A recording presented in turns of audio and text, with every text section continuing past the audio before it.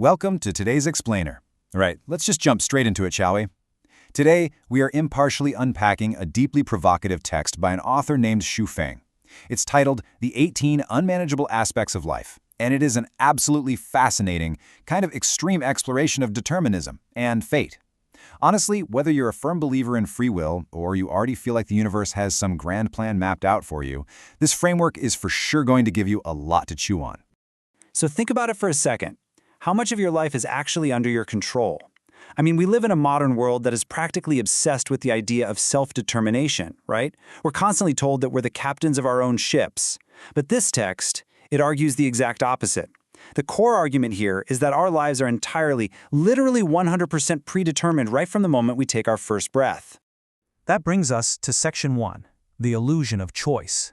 You know, we love to harbor this illusion that we craft our own destiny through sheer willpower and hustle. But the reality, according to Xu Feng's blacksmith metaphor, is completely different. You are basically like a piece of iron being forged into a specific tool by a blacksmith. You don't just decide, actually, let me put it the way the text does.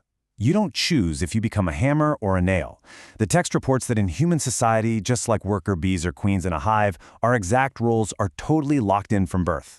And what are those starting parameters? Well, the author lays out some foundational aspects that are completely beyond our individual power to alter. We're talking about your exact date and time of birth, the family and social environment you grew up in, your genetics, your height, your physical appearance. It even extends to congenital health conditions that might naturally emerge later in life, and ultimately your gender and the number of kids you'll have. According to the source, these are completely locked-in variables. No changing them. Moving right along to Section 2, Predetermined Paths and Wealth. There's this quote that really stands out. Human society is like a flowing river, and each person is a droplet in that river. It's a great image, right? Because the crucial point here is that a droplet doesn't get to choose whether it flows in the crazy rapids in the center or along the quiet, calm edge. The author argues that our occupations are exactly like this. They're forced upon us by the waves of life, our upbringing, our physical traits, not freely chosen by our ambition. As the text puts it, a blade of grass simply cannot choose to become a towering tree. Which brings us to a really fascinating question posed directly by the text. Why did two siblings, coming from the exact same background, end up with vastly different wealth and status? The text uses this interactive thought experiment to really challenge our whole concept of a meritocracy.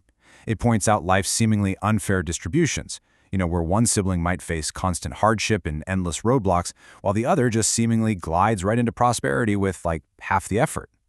So how does the source explain this disparity? It introduces the concept of wealth destiny. Basically, it argues that financial success is dictated by a predetermined fate, not merely hard work or intelligence. The author claims some people toil endlessly just to scrape together pennies, while others casually wave a hand and make thousands. Why? Simply because they have a stronger, predetermined wealth destiny. If you aren't destined for wealth, the text argues, all the effort in the world literally won't change your bank account. Let's look at Section 3, Fated Human Connections. Okay, be honest with yourself here. Can you actually choose your friends or your spouse? The source offers this kind of amusing thought experiment. Try walking up to a complete stranger on a busy street and just command them to marry you, or write a letter demanding to be best friends with a president or a billionaire. Obviously, it's not going to work. And this brilliantly illustrates the text's point. Connections require a fated alignment of time, character, and destiny, not just your willpower. The people in your life, they're the people you were destined to deal with. And this extends into a highly specific, kind of mystical concept the text calls peach blossom luck. Now, the text isn't just talking about a casual crush or everyday marital affection here. It frames this as a predetermined, undeniable collision of pure love. It acts exactly like a perfectly matching lock and key. It's described as this inevitable, totally uncontrollable force, hitting like lightning between clouds when the timing's exactly right, completely bypassing any human logic or conscious choice. All right, Section 4, Life's Unpredictable Turns.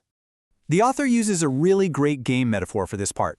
The cards you reveal are the turning points and encounters that constitute your wins and losses. Think of a game of mahjong or poker. You don't control the tiles or cards you draw, right?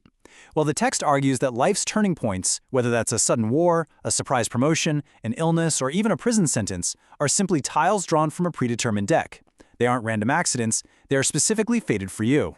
To vividly illustrate this, the text provides some truly incredible anecdotes. Take a man named Eddie Robinson. In 1971, a tragic car crash causes him to lose his vision and his hearing. Then, almost a decade later, in June 1980, he is suddenly struck by lightning near a tree in his yard. 20 minutes later, his vision and hearing are miraculously fully restored. I mean, what are the odds? But the author uses this extreme, seemingly impossible sequence of events to show just how unmanageable and pre-programmed our major life turns actually are. Or consider the destiny of Charlie Philibus. Abandoned on the side of a road right at birth in 1917, he is miraculously rescued by a farmer who was drawn to that exact spot by a flock of pigeons. He grows up to become a billionaire and eventually earns the title Father of World Pigeons, founding associations to honor the very birds that quite literally saved him. It's presented as yet another perfect example of inescapable, bizarre fortune dictating the entire narrative of our lives from day one. Next up is Section 5, Biological Inevitabilities. The text outlines several absolute, non-negotiable biological mandates. We're talking eating, drinking, excreting, sleeping, dreaming, and aging. I know, it sounds super basic, right? But think about it. You can't just decide to stop sleeping. You can't just decide to stop aging. The text makes the very stark point that these are inevitable laws of human physiology, and attempting to violate these mandatory physical rhythms simply results in death. You are, quite literally, bound by your biology. And speaking of death, the text presents a grim but honestly fascinating assertion here. We often harbor the illusion that we might have some say in how our lives end, but the reality, according to this framework, is that out of an estimated 1 million possible ways to die, you have absolutely zero choice in the matter. Your exact date and method of death are entirely predetermined. The text goes as far as to claim that even suicide is impossible to execute unless it is exactly what was fated for you in the very first place. Finally, we reach Section 6, Death and the Afterlife. To wrap our heads around the text's view of the afterlife, we first need to understand the concept of what it calls the Buddha eye. The text defines this as the absolute highest level of perception, a state that completely transcends time and space. From this vantage point, the past, the present, and the future are seen merely as a persistent illusion. The author asserts that only through intense spiritual cultivation can someone attain this perspective and truly grasp the deep underlying order of the entire universe. So, how does one actually get there? We usually think of spiritual enlightenment as this flash of instant magic, don't we? But the text argues sudden enlightenment is actually a critical point of quantitative change. Think of cold water. It doesn't just spontaneously become boiling steam. It takes continuous heating until it hits exactly 100 degrees. Enlightenment is just the boiling point of a long, destined path of spiritual work. You simply can't skip the heating process. Then, the text offers this really beautiful metaphor. It views the physical body simply as a boat. Its only meaning, its only purpose, is to act as a vessel to carry the spiritual body across the river of life. Therefore, death isn't this tragic end, it's simply the act of reaching the shore. Once the transport mission is complete, you naturally abandon the boat so the spiritual body can step onto land and continue its journey. And where exactly does that spiritual body go? Well, the text gets incredibly specific here, claiming there are exactly 10 afterlife destinations waiting for us. From heavenly realms like the Thousand-Year World and Elysium, to returning as livestock or plants, all the way down to the netherworld, the frozen layer, and the inflamed layer. According to the source, there are absolutely no other options.